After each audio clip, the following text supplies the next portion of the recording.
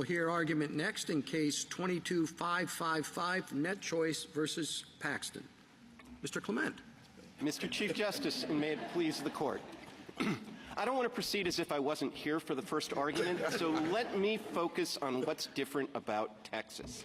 One thing, fortunately, that's different about Texas is its definition of social media platforms excludes websites. So we can just put that Gmail issue to one side for when we're talking about Texas.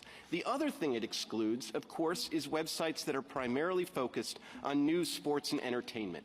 In the First Amendment business, we call that content-based discrimination. And that's just one of the many reasons that this statute is, dare I say it, facially unconstitutional.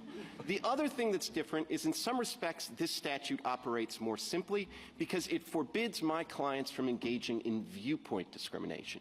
Now, we're used to thinking that viewpoint discrimination is a bad thing and that governments shouldn't do it, and of course, when governments do it, it is a bad thing. But when editors or speakers engage in viewpoint discrimination, that is their First Amendment right. It is also absolutely vital to the operation of these websites, because if you have to be viewpoint neutral, that means that if you have materials that are involved in suicide prevention, you also have to have materials that advocate suicide promotion.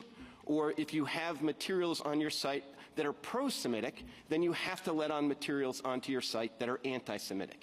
And that is a formula for making these websites very unpopular to both users and advertisers. So it is absolutely vital.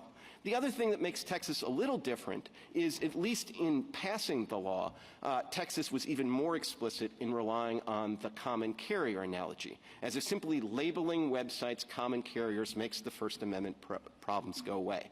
And that is fundamentally wrong for two basic reasons. One, these companies don't operate actually as common carriers. They all have terms of use that exclude varying degrees of content. And second, Texas can't simply convert them into public common carriers by its say-so. I welcome the Court's questions. Mr. Clement, if these laws go into effect, how would your clients, what steps would they take to comply?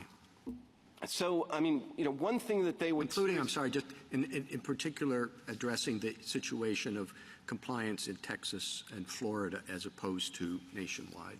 Sure. So, I mean, one of the things that they would contemplate, at least, with respect to Texas in the first instance, is there some way to just withdraw from the market in Texas and Florida. And, of course, Texas had that in mind in the statute and specifically said we essentially have to do business in Texas and we can't discriminate against users based on their geographic location in Texas.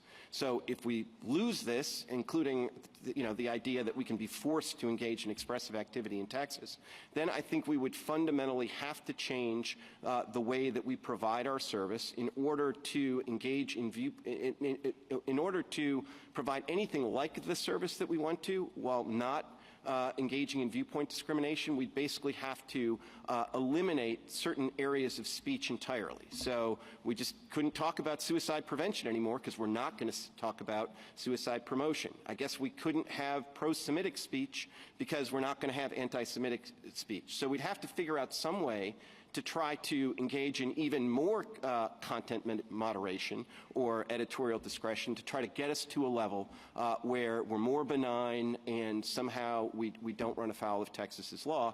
And then on the disclosure provisions, the record here reflects that YouTube would have to basically increase its disclosure and appeal process basically 100-fold in order to comply with Texas law.